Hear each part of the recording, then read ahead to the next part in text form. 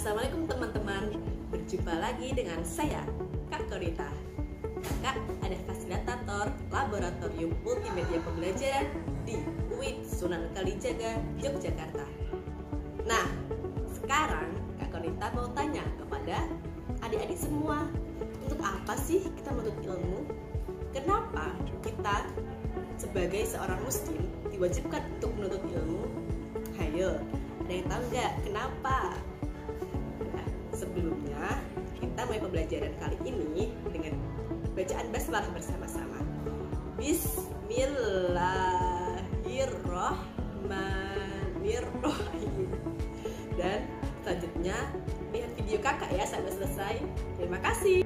Namun sebelumnya, pada bab ini kita akan mempelajari tentang ilmu pengetahuan. Kakak mau bertanya kepada kalian, apa sih tujuan kita mempelajari bab ini tentang ilmu pengetahuan itu? Ya, kakak akan menjelaskan kepada kalian. Jadi, tujuan pembelajaran kali ini adalah dapat membaca, menyebutkan makna mufradat dan terjemahannya, sekaligus memahami ayat dan hadis yang membahas materi ini. Dan dengan dipelajarinya materi ini, teman-teman semua diharapkan dapat mengimplementasikannya dalam kehidupan sehari-hari ya. Allah Subhanahu wa Ta'ala telah menganugerahkan kita akal, dan akal inilah yang membedakan kita sebagai manusia dengan makhluk-makhluk Allah yang lainnya. Dengan akal inilah kita dituntut untuk menjadi pribadi yang mulia, karena kemuliaan itu dilihat dari ilmu dan ketakwaan. Dan pada pembahasan ilmu pengetahuan kali ini, kita akan membahas 2 ayat Al-Quran dan 2 hadis Rasulullah SAW. Dan yang pertama adalah Quran Surat At-Taubah ayat 122. Mari kita membaca bersama-sama ayat tersebut beserta mufradat dan terjemahannya. Yuk! A'udzu billahi minasyaitonir rajim. Wa ma kanal mu'minuna liyanfiru kaffah falaula nafara min kulli firqatin minhum ta'ifatul liyatafaqahu fid dini waliyunziru qaumahum idza raja'u ilaihim la'allahum yahdharun. Arti dari surat At-Taubah ayat 122 yaitu, dan tidak sepatutnya orang-orang mukmin itu semuanya pergi ke medan perang. Mengapa sebagian dari setiap golongan di antara mereka tidak pergi untuk memperdalam pengetahuan agama mereka dan untuk memberi peringatan kepada kaumnya apabila mereka telah kembali, agar mereka dapat menjaga dirinya. Sekarang kita mempelajari mufradat terjemah dari surat At-Taubah ayat 122. Yang pertama adalah liyanfiru, artinya pergi. Yang kedua kafah, artinya semua. Yang ketiga firqah, artinya golongan. Yang keempat liyatafaqahu, artinya untuk memperdalam. Yang kelima liyunziru, artinya untuk memberi peringatan. Dan yang terakhir adalah yahdharun, yang artinya mereka dapat menjaga diri.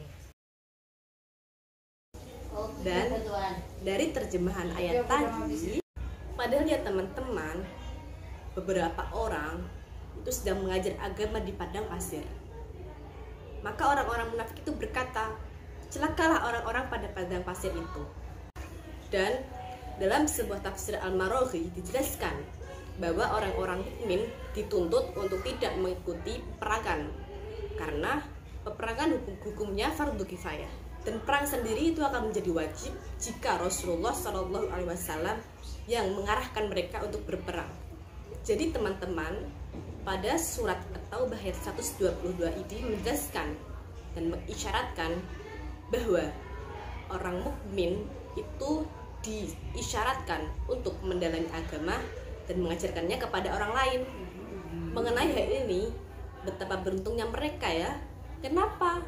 Karena selain mereka mendapatkan kedudukan yang tinggi di sisi Allah Subhanahu wa Ta'ala, mereka juga tidak kalah tingginya dengan mereka yang berjuang di medan peperangan. Bahkan ya teman-teman, boleh jadi mereka itu lebih utama dari pejuang, karena selain dalam kondisi mempertahankan agama menjadi wajib ain bagi setiap orang. Dan selanjutnya kita membahas ayat yang kedua, yaitu Quran Surat Al-Mujadalah ayat 11. Mari sekarang kita membaca ayatnya bersama-sama. Kemudian kita membaca mufrodat kata per kata. Selanjutnya kita membaca terjemahannya secara bersama-sama. Yuk. Bismillahirrahmanirrahim.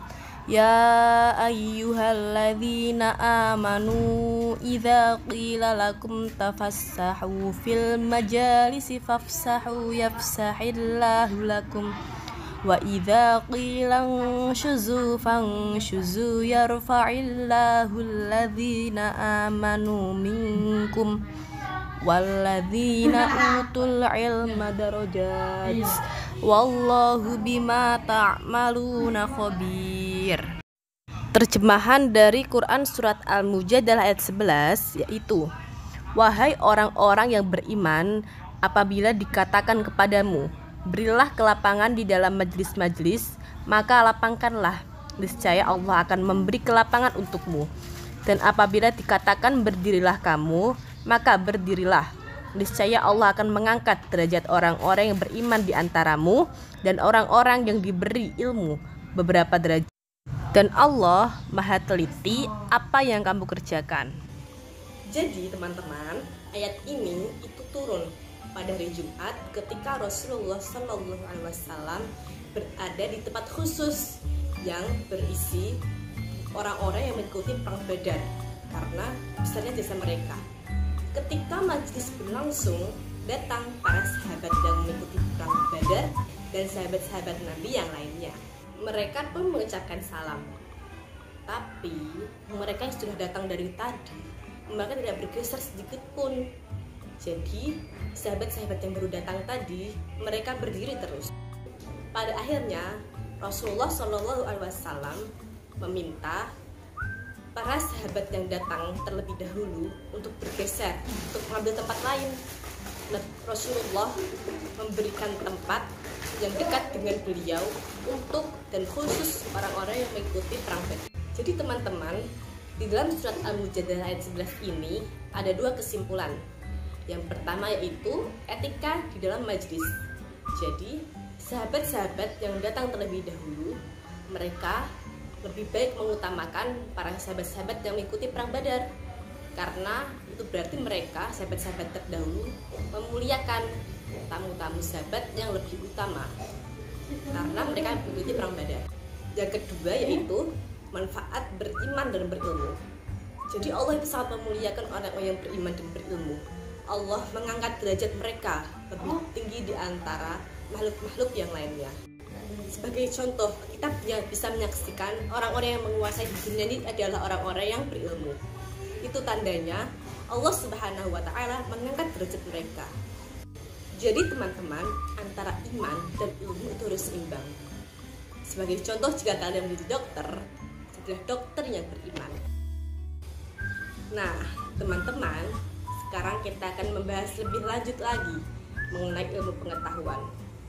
Setelah kita membahas dua ayat Al-Quran, yaitu surat At-Taubah ayat 122 dan surat Al-Mujadalah ayat 11, sekarang kita akan membahas hadis Anas ibnu Malik riwayat Ibnu Majah. Oke, sekarang kita mulai dulu dengan membaca hadis Anas ibnu Malik riwayat Ibnu Majah, dilanjutkan dengan terjemahannya secara bersama-sama.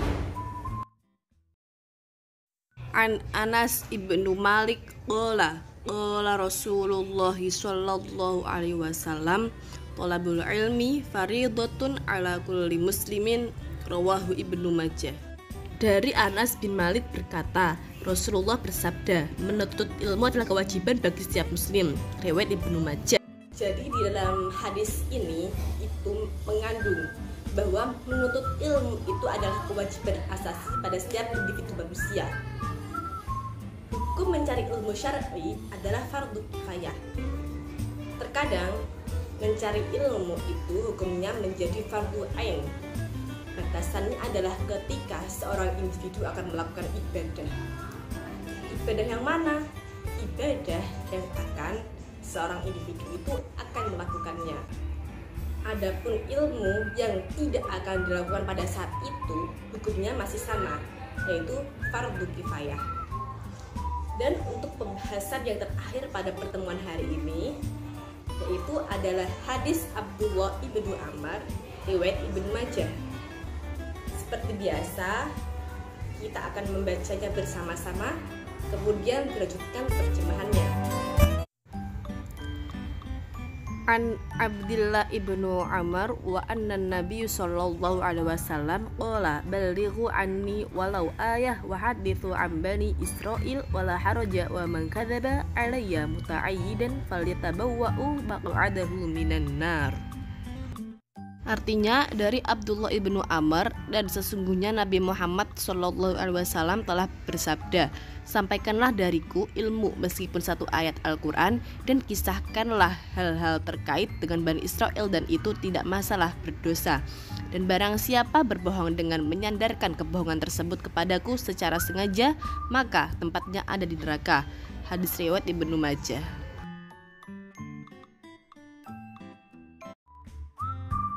Jadi teman-teman semua, hadis ini mengajarkan kepada umat Islam mengenai hal yang pertama, yaitu kewajiban kita untuk mengajarkan kepada orang lain ayat-ayat Al-Quran, walaupun itu satu ayat saja. Dan yang kedua yaitu hadis ini menjelaskan bahwa kita bisa mengambil pelajaran dari Bani Israel asalkan itu tidak melanggar akidah-akidah Islam yang ada. Dan yang ketiga adalah mengenai pemalsuan hadis pada masa Rasulullah SAW. Jadi Rasulullah memperingatkan kepada umat Islam untuk tidak mengada-adakan hadis yang disadarkan kepada beliau. Teman-teman, jadi inti dari pembahasan kita dari awal hingga akhir ini itu adalah kita sebagai seorang muslim, jadilah muslim yang tidak hanya beriman saja tapi juga berilmu. Karena dengan kita beriman dan berilmu, Allah akan mengutamakan kita dan mengangkat derajat kita sebagai seorang muslim. Nah, sekian pembahasan Kak Fadita pada pembelajaran hari ini. Semoga kita semua mendapatkan ilmu yang bermanfaat, dan jangan lupa ya untuk tetap semangat belajar dan rajin membaca buku. Ya, sekian. Wassalamualaikum warahmatullahi wabarakatuh.